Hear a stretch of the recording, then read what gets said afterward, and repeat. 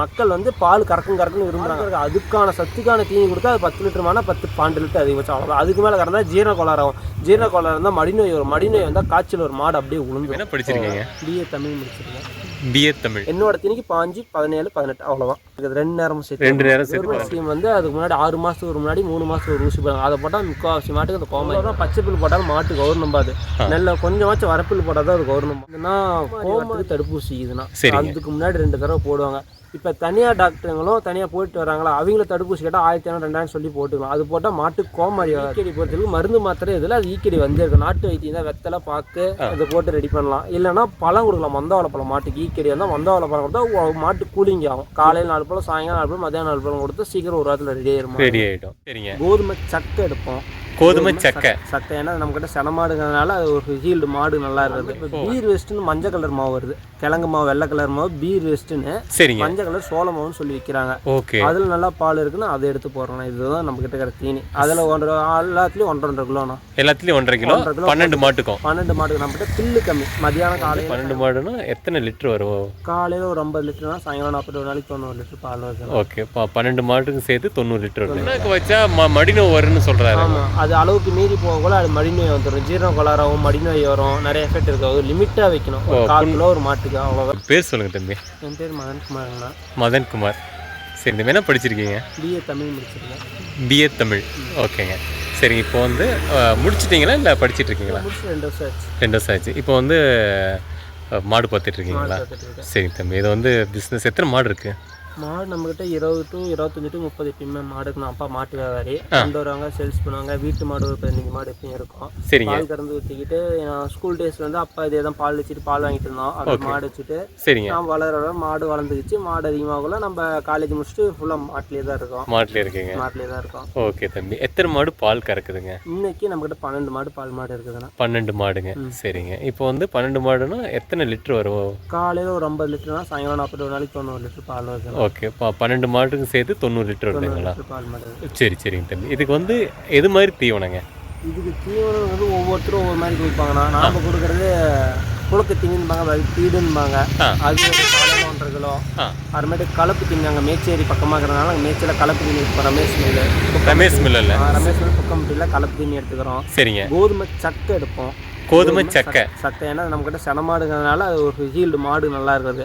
அதுமாதிரி இப்போ பீர் வேஸ்ட்டுன்னு மஞ்சள் கலர் மாவு வருது. கிழங்கு மாவு, வெள்ளை கலர் மாவு, பீர் வேஸ்ட்டுன்னு. சரிங்க. மஞ்சள் கலர் சோள மாவுன்னு சொல்லி விற்கிறாங்க. ஓகே. அதில் நல்லா பால் இருக்குன்னு அதை எடுத்து போடுறோம். இதுதான் நம்ம கிட்ட கிடைக்க தீனி. அதில் எல்லாத்துலேயும் 1.5 கிலோண்ணா. எல்லாத்துலேயும் 1.5 கிலோ. 12 மாட்டுக்கும். 12 மாட்டுக்கு நம்ம கிட்ட பில்லு கம்மி. மதியானம் காலையில் சாயங்காலம் 3 நேரம் தான் கம்மியாக பில்லு. அந்த தீனியில் தான் நமக்கு பால். ஓ சரி சரி சரிங்க. இந்த பராமரிப்பு பால். சரிங்க. இப்போ கண்ணுக்குட்டி எத்தனை இருக்குங்க?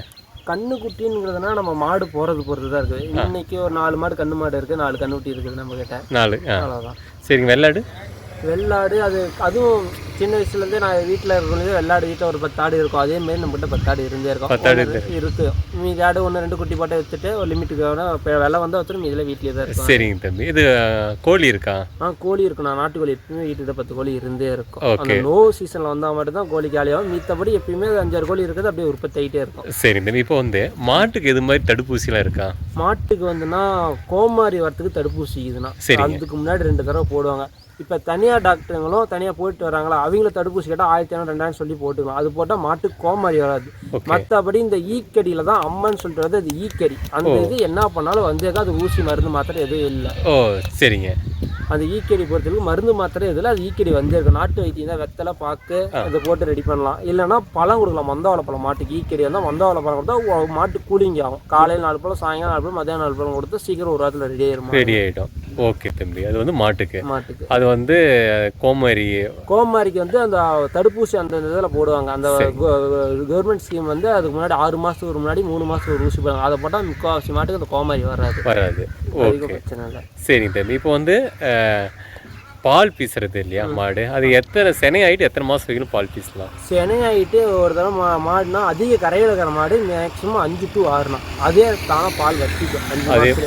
அதே குறைஞ்சி போயிடும் ஆட்டோமேட்டிக்காக. சரி. மற்றபடி 5 to 6 6.5 மாதத்தில் பால் நிப்பாட்டி ஆனால் 100 to 110 நாள் பால் நிப்பாட்டினா அடுத்த கண்ணுக்கு இவங்க பால் கறக்க முடியும். இல்லைன்னா பால் கறக்க முடியாது. ஓ அடுத்த கண்ணுக்கு பால் கறக்கணும்னா அந்த இதில் பால் நிப்பாட்டி ஆகணும். ஓ சரி சரி தம்பி.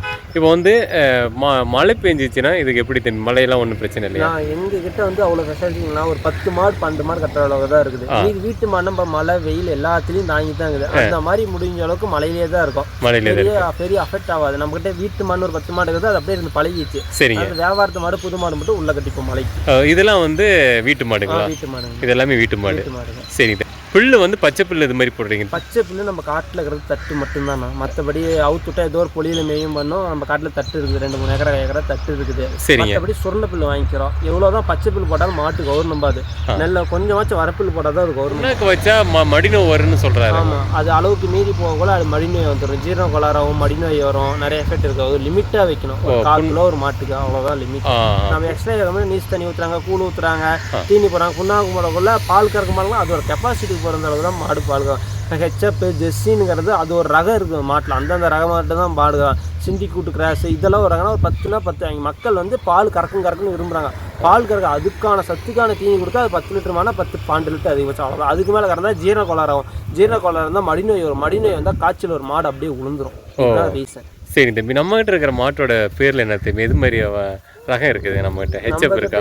ஹெச்எப்லேயே இருக்குதுண்ணா. சிண்டிக்கூட்டில் இல்லை. இப்போ ஹெச்எப் இருக்கு, பேட்சில் இருக்குது கருப்பலையில், அவ்வளோதான். இப்போ இதில் எது தம்பி ஹெச்எப்? இதில் ஹெச்எப்னா இதுண்ணா. ஹெச்எப்ல இந்த மரத்துட்டு இருக்கிறது ஹெச்எப். அது ஒரிஜினல் ஹெச்எப். ஓகே, நான் இருக்கிறது இல்லை. இது ஹெச்எப்ல கொம்பு கிராஸ் ஹெச்எப்ல. சரி தம்பி. அந்த மாதிரி இது வந்து பனங்கா கலர்னுமாங்க மாடு. சரிங்க. இது நம்ம கிட்ட ஒரு 6 வருஷமா இருக்கு. ஒரு 5 லிட்டர் பால் கறக்கும் எப்பயுமே. ஓ, இதுவா 15 லிட்டர்? 6 வருஷமா இருக்குன்னா தான் கொஞ்சம் பழைய மாடு. சரிங்க. கொரோனா காலத்துல இருந்து நம்ம கிட்ட இருக்கு. ஓகே, 2 நேரத்துக்கு சேர்த்து 15ங்களா, ஒரு நேரத்துக்கு 15ங்களா? 2 நேரமும் சேர்த்து 2 நேரம் சேர்த்து 15ங்க. சரி சரிங்க தம்பி. இப்போ இந்த சாணம்லாம் எப்படிங்க தம்பி? காட்டுக்கு 20 போட்டுறீங்களா? காட்டுக்கு நாங்கள் 20 4-5 ஏக்கரா இருக்குது காட்டுக்கு. இல்லைன்னா தெரிஞ்சவங்க கேட்டால் ஒரு டயர் 2 டயர் கொடுப்போம். மற்றபடி பெருசாலாம் இது இல்லை. சரி சரி தம்பி. இப்போ வந்து தண்ணிக்கு இது வந்து அதிகமாக தேவைப்படல, தண்ணி காட்டுறதுக்கு வந்து நம்ம போர் இருக்குதுன்னா போர் இருக்கு, அதனால உங்களுக்கு பிரச்சனை எதுவும் இல்லை. சரி தம்பி, இப்போ வந்து கோழியும் வளர்த்துறீங்கன்னு சொல்லியிருக்கீங்க. கோழிக்கு வந்து எப்படி தம்பி பராமரிப்பலாம்? கோழிக்கு வந்து எந்த பராமரிப்பு பீர் வேஸ்ட்னு சொல்கிறேன்னா, அது நாங்கள் ஒரு வருஷமா வாங்குறோம். வாங்கினாட்டி கோழி நல்லா திங்க ஆரம்பிக்குது.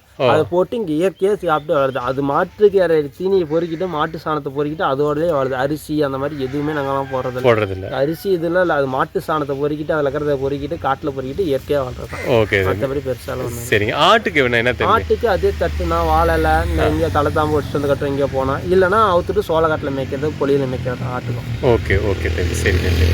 இப்போ எந்த மாடு அதிகமாக பால் கறக்கும் தம்பி?